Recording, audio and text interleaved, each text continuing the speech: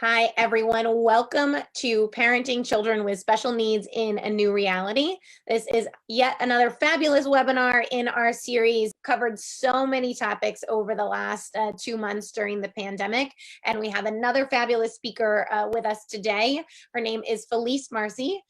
She is a life coach and personal trainer, and she is going to be talking with us about our emotions and our unwritten manuals for life that we have for ourselves, and how that really can help us consider ways that we want to show up every day for ourselves, for our children, and in our lives. So on that note, I'm going to turn the floor over to Felice. Felice, welcome. Thank you so much for joining us today. Awesome. Thank you so much, Aubrey. I'm super excited to be here. Like Aubrey let you know, I am a life coach. I'm actually licensed through the Life Coach School with Brooke Castillo. So if you're ever interested in learning more about her, she's amazing, right? All you have to do is just look up Brooke Castillo. So the reason why I say that is I wish I could take credit for all of the amazing insight I'm going to give you, but some of it's my own, but a lot of it is from what I've been trained for the last year or 2 years. So I do have a little bit of training in this, and then some of it's just regular good old life experiences. I'm going to probably challenge your thinking a bunch during this conversation. I just would like to offer to you to just have an open mind about it. I shared with Aubrey when I first started to look at life coaching and look at thought work, how challenging it was for me to let go of my own beliefs, but how impactful and how I really created different results by just even being open to it. So I applaud you for being here. I applaud you for being open to a different perspective. And, potentially I might actually be speaking right to you. You might be right in line with the way that I think about things. Either way, let's get it started. So I wanted to start really on a high level conversation about emotions, and we'll just go from there. We'll just kind of see where it takes us. Emotions, I wanted to define that. And I wanted to define emotions particular to this group because I know that some of us are dealing with either themselves or with children who actually have physical sensations or physical limitations. All right, so that is a big deal to me. So an emotion is something that's driven from your thought work, from your head down. Something that's like a physical sensation is really your body just doing something unregulated, like hunger, cold, just that automated situation. I'm not going to be discussing that. So if I put something out there that really is not applicable to you, and I mean this for the whole conversation, or we would need more detail, you are so free to just let it go. And again, just offering some insight. So I think an important thing is to just define that emotion is nothing more than a vibration in our body. So at the very basic high level, I love to think about emotions just like a vibration in my body, because when I start to think about emotions as something other than that, I tend to label them, right? So we all have emotions that we have in the good bucket, and we have emotions in the bad bucket. And when I have an experience or a physical vibration in my body that's coming from my thought, I always like to just experience it for what it is first. And I think that's super powerful, because when I talk to you about just experiencing a vibration in your body, like as if an alien came down and you would say, what does happiness feel like? I've never experienced happiness. You might say, oh, it feels light. It feels energetic. It feels yellow. It feels good. It doesn't necessarily, for that person who's never experienced before, get categorized into this should be in my life, this shouldn't be in my life. And sometimes negative emotion gets into this category, like frustration, anger, disappointment, impatience, like it's not supposed to be there. And so my first point is I'd like to just offer to you that it actually is.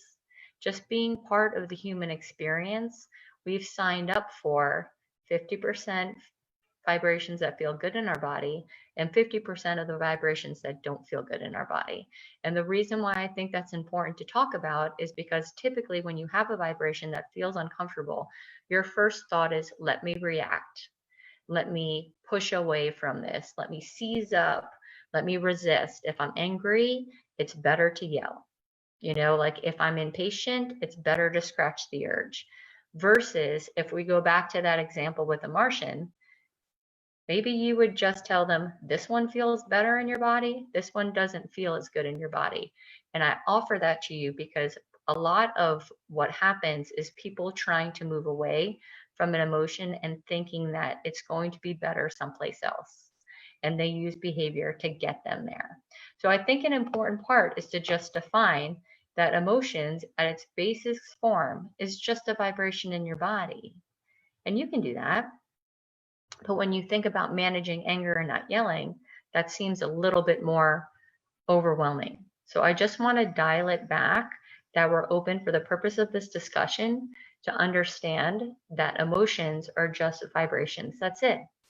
It's not harmful, not going to kill you, doesn't feel great while you're in it, but that's all it is.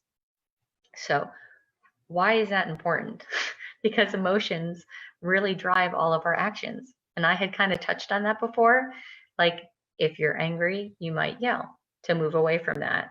Or anything that you do, I guess I should say, is in order to feel a certain way or to not feel a certain way. So if you are in awareness of your emotions, then you can say, okay, you know, this emotion is driving this action. I guess I wanted to dial back to and say that part of my hope for this call, one of the reasons why I wanted to come on here with Aubrey, is just to bring awareness. I'm not even suggesting you change it. I'm just suggesting that you realize that your thought, I don't want to be angry, or my child shouldn't be acting this way, or my XYZ friend shouldn't be doing this thing, is driving the feeling, maybe of frustration, we'll just use as an example. And then that's also driving how you're showing up. So I want to allow you to just be aware of an emotion and hold space just for a little bit. Just be like, this is how it feels to just open up my body to disappointment, frustration, judgment, and really not do anything about it. And that's really, really hard because you have to recognize that your emotion is coming from a thought that you might not even be realizing you're having. And when I say that, we were talking about these innocuous thoughts. Sometimes they feel even positive. I should go work out, and you don't, and you feel shame. I should do more for my child here, and you don't, and you feel shame. But that sounds like a great thought. Like I should be helping my child more. When in reality, it's generating an emotion that you don't want. So it's just good to think about that the thinking is what's causing your emotions. Because if you didn't think that you should be doing more, you'd probably be at peace at what was going on. So I just, again, want to put it out there to just challenge yourself a little bit. Is this thinking helping me? And those thoughts are the tricky thoughts. I should eat healthier.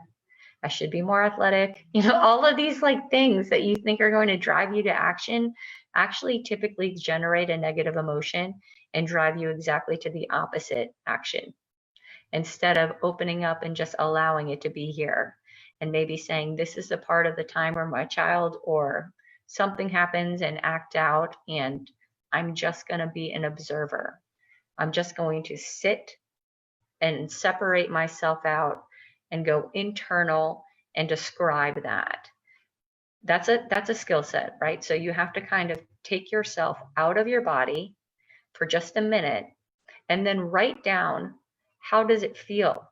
Does it feel hot? Does it feel racy?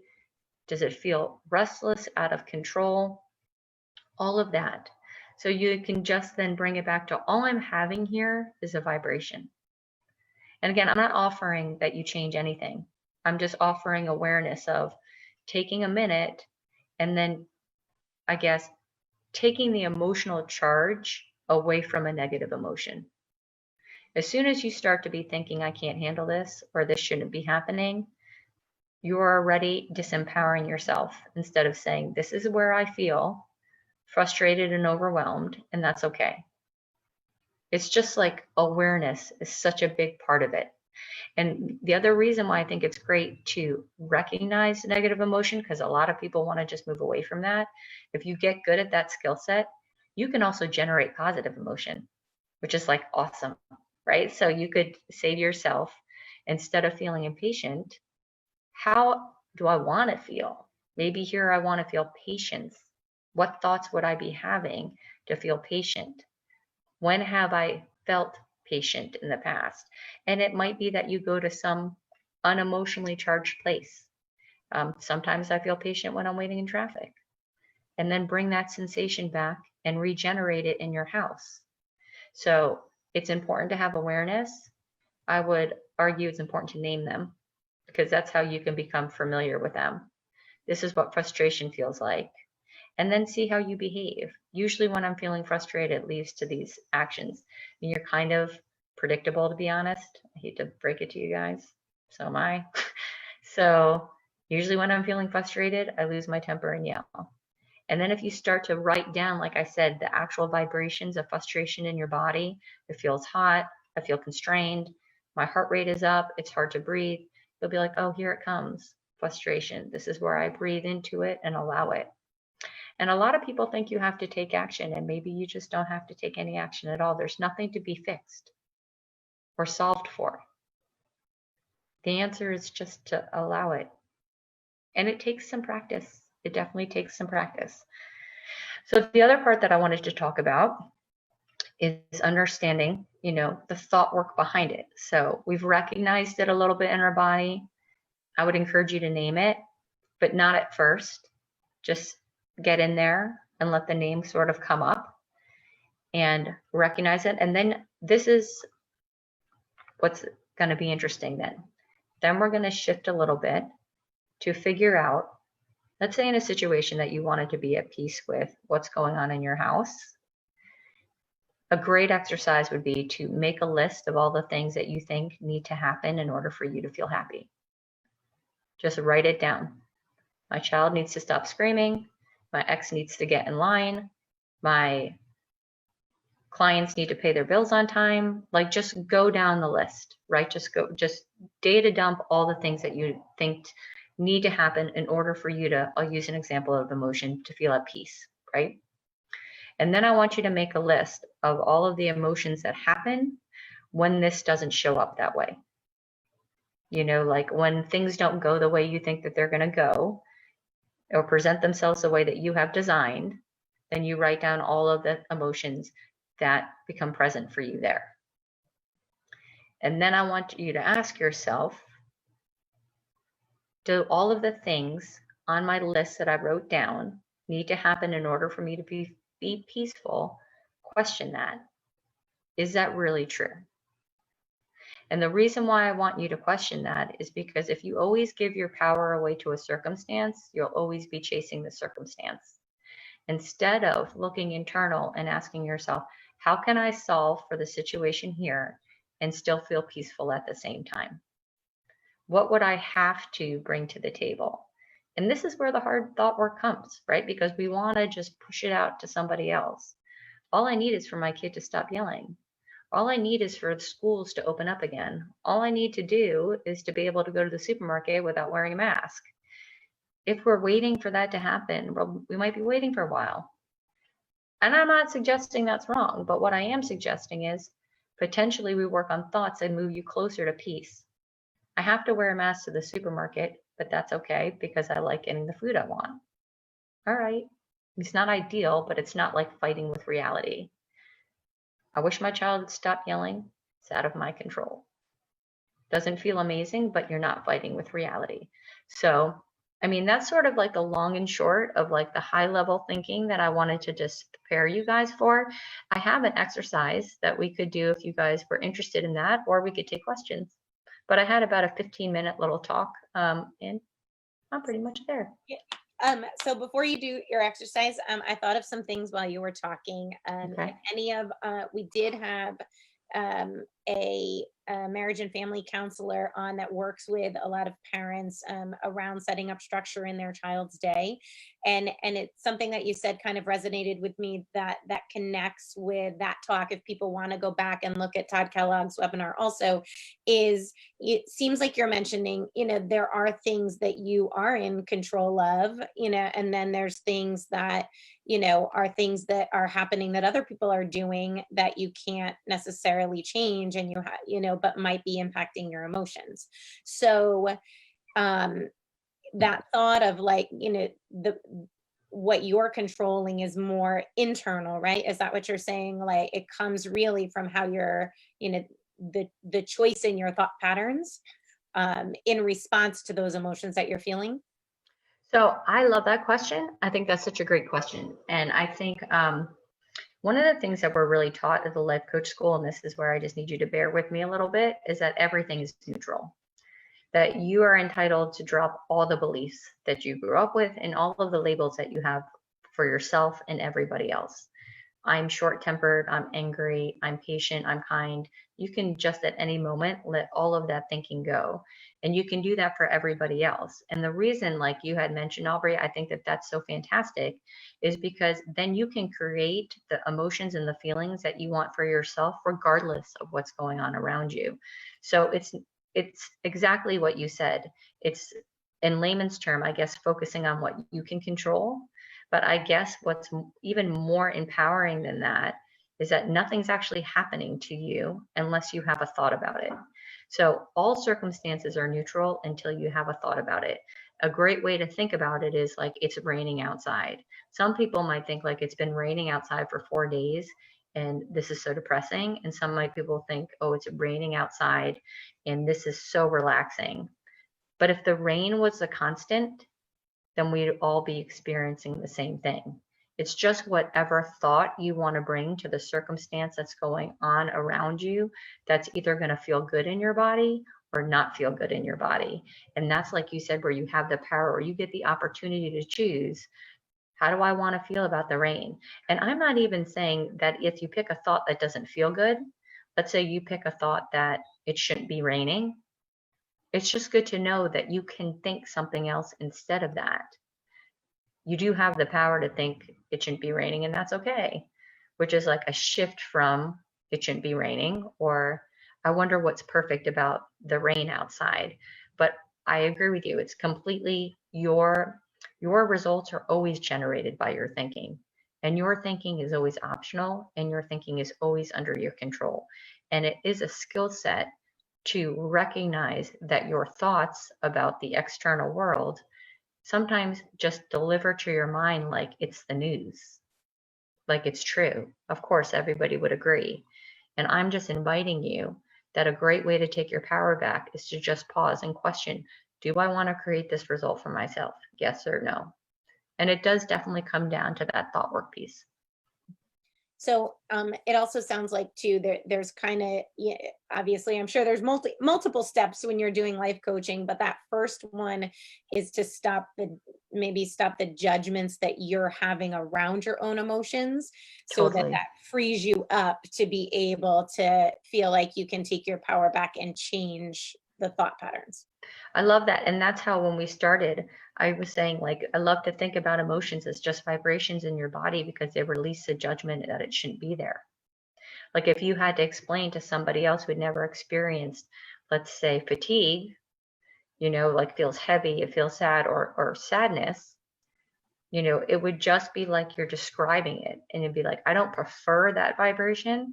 I prefer feeling happiness, but it wouldn't be something that's loaded with social judgment.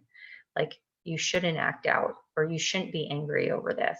It would just be like one of them feels better and one of them doesn't feel better. So I think releasing the judgment around your emotions is amazing. And one other example I wanted to talk to you about when we were talking about how thought work is so powerful, this is what really kind of sold me on it was I remember thinking the teacher was talking and some of it I was buying and some of it I was like, this is so out there. But I think it's great to tell a story because this was my aha moment that I could really relate to it was, let's say you've had an ex-boyfriend or an ex-girlfriend or an ex-partner, whatever your situation is. At one point you were completely in love with that person and now you're not. The only thing that's changed is your thoughts about them. And so that's just interesting to know because they still are who they are. They still were who they were. They were the constant. But your thinking about them shifted from thoughts that were loving, that generated the emotion of love, to thoughts that were, I don't know, negative or just thoughts that changed how you felt about them. But if it was that person, they should be able to come to you and like cast that spell of love to you no matter what, because they're the same. It's just your thinking about them has changed, so your experience about them has also changed. Do you think that that also applies, like when you're thinking about your children? Because obviously, some of us during distance learning have gotten horribly frustrated or have seen a major escalation in behaviors that, or saw firsthand maybe what the teachers have been calling us about prior to this. I guess two questions. One, do you have any like quick suggestions for kind of reframing your thoughts around your child when you're feeling frustrated towards them? Or two, are there things that maybe you would suggest to do to help your child, start to help them acknowledge their emotions, but then also kind of use your words to kind of help set a different intention? So I think parenting is a little tricky, right? Because I think parenting, you need to set boundaries, and there's some ways that you actually are responsible for making sure that your child doesn't hurt themselves, right? But I think at the same time, a big problem, at least for I would say a challenge for me, and I think for a lot of mothers in this situation, we have a whole agenda of how things should be happening at homeschooling. My child should want to learn. My child should sit down and focus. My child is 13. My child should be more independent. It's just this whole laundry list of rules and of behavior. Some of them are really useful. Some of them you want to keep or you don't want to keep. But then there's this disconnect with just acknowledging your child as a separate entity and a separate human, and that your child also has their own thoughts, they're running their own models, and they have their own emotions. And sometimes they don't align with yours. And so I think a lot of times it's like disempowering your child by the thought you shouldn't be acting like that. It's like, who knows how your child's just supposed to be acting? We're not inside their pretty little head thinking that that's like, if you had thoughts like, I'm so tired of this Zoom call, or art is so boring, or I miss my friends, of course you would feel frustrated and you wouldn't want to sit through a Zoom call. That's no reflection of you as a mother. So I think it's interesting to know, like, I can still be an amazing mom, allow for my child to do what they need to do, refocus them when I need to refocus them, and sometimes just let reality be. Like, just let it be what it is. And I find that a lot for myself. I have to remind myself that even though I think my kids should want to learn and want to be homeschooled and not talk back to me and sit down like zombies and not be themselves, the thoughts I've been having is, you're acting like a 9-year-old boy. This is a new situation for you. Clearly, you don't have the tools here. You might not have the skill set to sit down.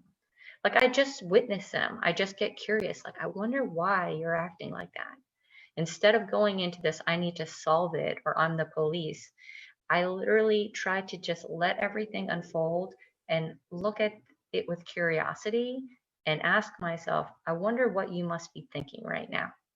Because kids are not inherently mean-spirited and like trying to like wake up and give you a hard time.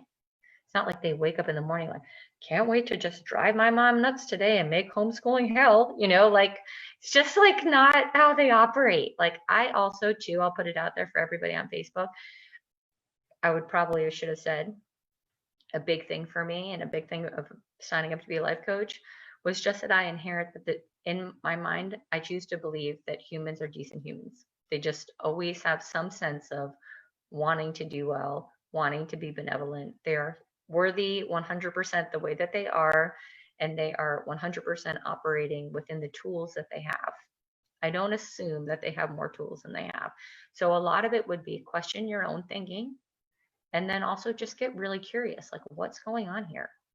Another thing I like to do is separate out the facts from my thoughts. So the facts might be, your child says, I don't want to do that. That's the facts, right? They just said, I don't want to do that. All of your thinking after that is optional. You can even think to yourself, my child just said words at me. I can choose to let them into my universe and put judgment on them, or I could just make it something simple as, my child says words to me. I'm assuming that they're frustrated.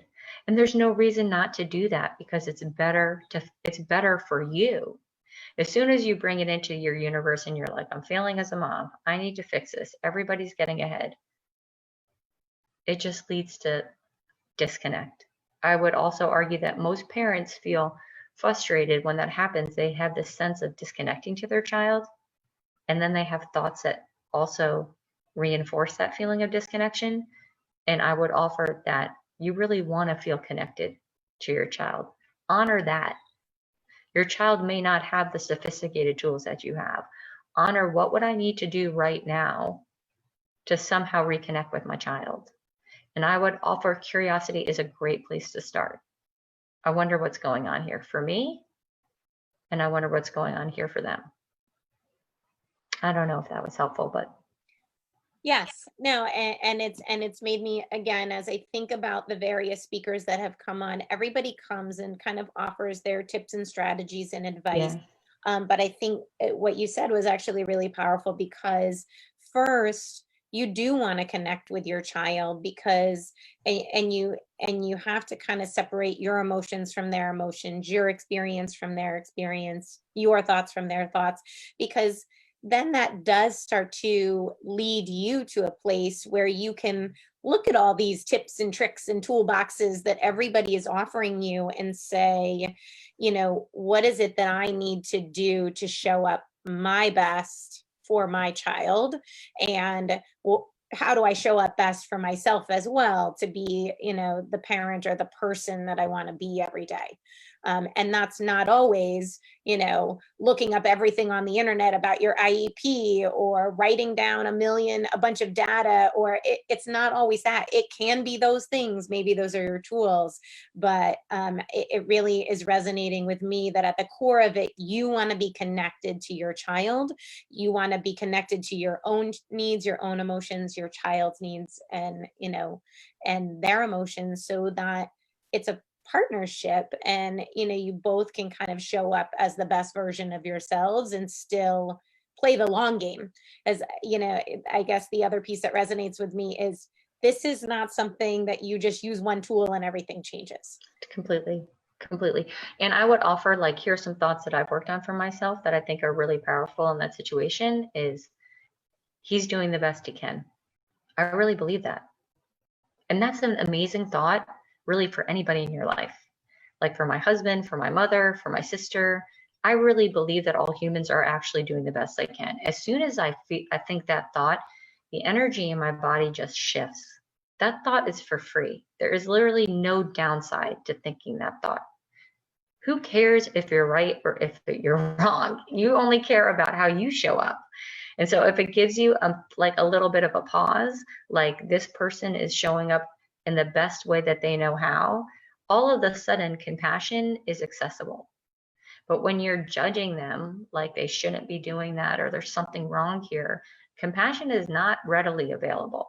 So the other part I love to think is, why shouldn't it be me to be the one who shows up with compassion? Whether it's my child or whether it's my husband, I have the tools. I know what to think. I want that feeling of connection. It's completely fine if it's 100% on me. I'm not looking to play even. I'm looking for connection. So you have to think about the results that you want. And then, are you willing to think those uncomfortable thoughts and let go of, here's this perfect manual, relationships are 50-50. Who wants to sign up for that? Like, I don't. I want relationships to be 100% under my control. 110%, 100 me, 0 you. Because then I get to just feel like, wow, that's so empowering. No matter what you do, I still get to decide what I think about this relationship. I'm not waiting for you to do anything. Everything that happens in the relationship is up to me. So it's like, that's a manual I had that I rewrote that serves me. But I had to be willing to be the one who does the work, in my opinion. And then I was like, so who cares? What am I making that mean about me? What am I making it mean about them? All I really care about is the results. How do I want to feel at the end of the day? It wasn't a big enough deal for me to hold on to the manual. It's 50-50. Just didn't serve me at all. 100% 0 serves me so much better. And then I would offer another thought, that if you're in that situation when you're homeschooling, well, 2 thoughts. One, to just realize this is just a moment in time. People get so nervous, like, if we don't get the Spanish assignment in, it's gonna be a disaster. It's like, okay, this is like Spanish for just like right now. You just forget that, you know, just totally, it sounds hilarious when you say it, but it seems so important. It's like, instead of being like, this is a moment in time where my kid just might need to be let off the hook, that doesn't mean they're going to be a quitter or a slacker or you're failing them. It's just like, this is a one-time thing, you know, like this is just like a moment in time. And then I love the thought my child's going to get exactly what they need,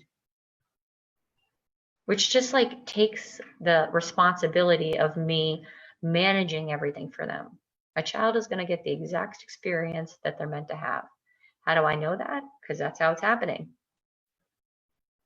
I just choose not to argue with reality anymore. I just am a big believer in the universe has it signed up, and I'll just go with it. And if you're curious and you learn about it and you do like a post-mortem, then maybe you want to readjust how you show up. Because you do have to set boundaries as a parent, I get that. But most people think like one thing means all the things. Maybe, but maybe what if you're wrong about that? You know, it's just like offers just a little bit more thinking. Thank you so much. Yeah. I think that is a very great note to end off.